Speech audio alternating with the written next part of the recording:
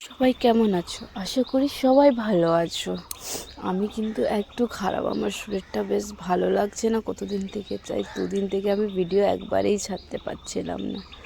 কি করব বলুন, এখানে ঠান্ডা গরমটা লেগে গেছে বেশ ভালো করে। এই যে আজকে আমি দেখাতে চলেছি আমাদের ঘরের পাশে না, আমাদের খড়গপুরের এই যে মাতা পূজা। মাতা পূজা বলতে গেলে শুধু মাতা পূজা না, এটা সব মানুষের ইমোশন। এখানের মাতা পুজো যেহেতু খড়গপুরে সবই কাস্ট থাকে, সবই জাত থাকে, সবই ধর্ম থাকে বলে সব ধর্মেরই পুজো হয়। তার জন্যেই এখানে ভালো করে সব ধর্মকে মেনে টেনে পুজো করা যায়। আমরা তার জন্যে এসে গেছিলাম আজকে সাউথ ইন্ডিয়ানের পুজো দেখতে। এটা মাতা মায়ের জন্যে হয়। মাতা মা বলে দিই, মায়ের রূপকে বলা যায়। যেহেতু প্রতিদিন মায়ের একটা করে রূপ চেঞ্জ হয়, আর মাকে শুধু কাঁচা হলুদ দিয়েই বানায়। কাঁচা হলুদ হাত দিয়ে বাটা হয়, বেটে চেটে মাকে তৈরি করা হয়। মায়ের মুখটা দেখলে মায়ায় ভরে যাবে। মায়ের মুখটা যে এতই ভালো বলা যাবে না। সব জায়গায় একটু একটু করে সাজানো হয়। সবাই নিজের নিজের মতন সাজায়, নিজের নিজের মতন গুছায়, নিজের নিজের মতন আলপনা দেয়, যাকে সাউথ সাইডে মুগ্গু বলা যায় বা অন্য কিছু বলা যায়। কিন্তু এখানে সবাই সুন্দর করে রঙ্গোলি, কেউ ফুলের রঙ্গোলি বানায় বা কেউ কালারের, কিন্তু রঙ্গোলিটা দেখতে খুব সুন্দর হয়। এই যে তারপরেই দেখতে দেখতে এই যে দেখতে পাচ্ছেন সবগুলো মা সাজা হয়, মাকে রেডি করা হয় মায়ের মতন। মা কালী যেরকম মা কালীকে রেডি করা হয়েছে। এইসব অনন্য সুন্দর সুন্দর দৃশ্য সব খড়গপুরেই আপনারা দেখতে পাবেন। খড়গপুরের মা বলতে শুধু মা না, সবারই ইমোশন। এইটা শুধু সাউথ ইন্ডিয়ান বললে হয় না, এটা সব জাতেরই লোক এখানে করে। এখন পর্যন্ত এই পুজোতে মুসলিমগুলোকেই প্রায় দেখা যায় মেলা টেলা ঘুরতে। আমাদের এখানে খড়গপুরের জায়গায় সব ধর্ম মিশে থাকে, কেউ কারো উপর নেই, কেউ কারো নিচে নেই। তার জন্যে এখানে লোক সব ধর্মকে পুজো করে। আপনি যেরকম ঈদ দেখবেন মানাতে, ওরকমই দেখবেন দুর্গা পুজো। দেখতে দেখতে মা এসে গেল, আর একজনের গাটা ভারী হয়ে গেছিলো, একটা মহিলার গা। মনে হয় ওর গায়ে মা এসে যায়, তার জন্যই গাটা ভারী হয়ে যায়। তার জন্যে এটাই। আর মায়ের মুখটা যে এত অপূর্ব সুন্দর, আপনারা না দেখলে বুঝতেই পারবেন না।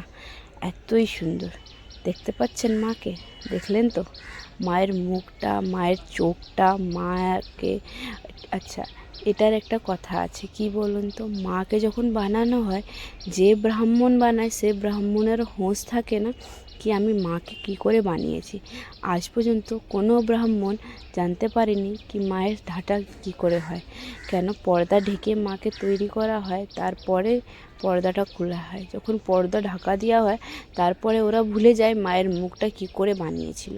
আর মার যখন পর্দাটা খুলে দেয়, ততক্ষণে ওদের হোঁশ আসে, তাই ওরা বুঝতে পারে না। মায়ের সবথেকে প্রিয় হলো ফুল, বেলি ফুল, গোলাপ ফুল। বেশিরভাগ মায়ের সুগন্ধি বলে মাকে বেলি ফুলটা খুব পছন্দ। মায়ের সব মধ্যেই মাকে বেলি ফুল দিয়ে সাজানো হয়। আচ্ছা, মাকে যে উঠিয়ে চলছে সে হলো পান্ডা যাকে বলা হয়।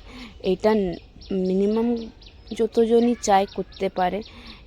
এরা না খেয়ে না দিয়ে ঠাকুরের মন্দিরেই থাকে, ওখানেই সেবা দেয়, ওখানেই থাকে। ওদের ঘর থেকে যে পুজোর প্রসাদ আসে সেই প্রসাদকেই ওরা গ্রহণ করে। তাছাড়া ঘরও ঢুকবে না বা ঘরের জিনিস এটাও করবে না। 9 দিন প্রায় ওরকমই চলে।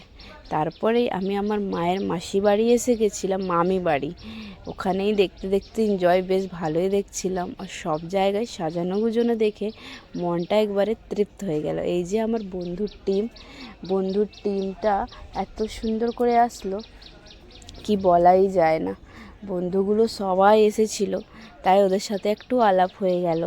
তারপরেই বেরিয়ে গেছিলাম একটু সুন্দর সাজান গুজন দেখে আসলাম। মনটা তৃপ্ত হয়ে গেছিলো। কি জানি অনেক দিন পর গেছি, কিন্তু মনটা অনেক শান্তি পেয়েছি। আগে না এসব পুজোটাকে না দেখতাম, ভাবতাম বা যাবো একদিন, কিন্তু বাইরে যাওয়ার পরে মনে পড়লো কি সত্যি এসব পুজোকে মিস করতে খুব কষ্ট লাগে। এই বছর আসাই হতো না, কিন্তু আমার শাশুড়ি মা বললো যা একটু, তোর কাজও হয়ে যাবে আর এখানে হয়ে যাবে। আমি আসলাম কাজের জন্যে, কিন্তু মায়ের দর্শন হয়ে গেল। বলে না ভগবানের অদ্ভুত খেলা, যেখানে যাবেন ওখানে মা নিশ্চয়ই নিজেকে পাবেন। এই যে এখানে আবার কেউ ঠাকুর সেজেছে, তো কেউ সুন্দর করে সাজাগোজা হয়েছে।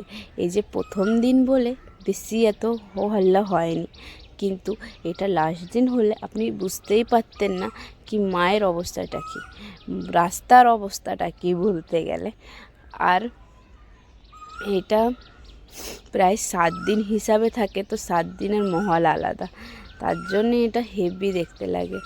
আমরা যে গলি গলি ঘুরছিলাম, এক একটা গলিতে এত সুন্দর করে সাজানো হয়েছিল কি বলার কথা নেই। লাস্টে আসলাম এই শিব মন্দিরের কাছে। শিব মন্দিরের কাছে এসে দেখলাম ঠাকুর বিসর্জন। আজকের পর্যন্ত এতই, কালকে আবার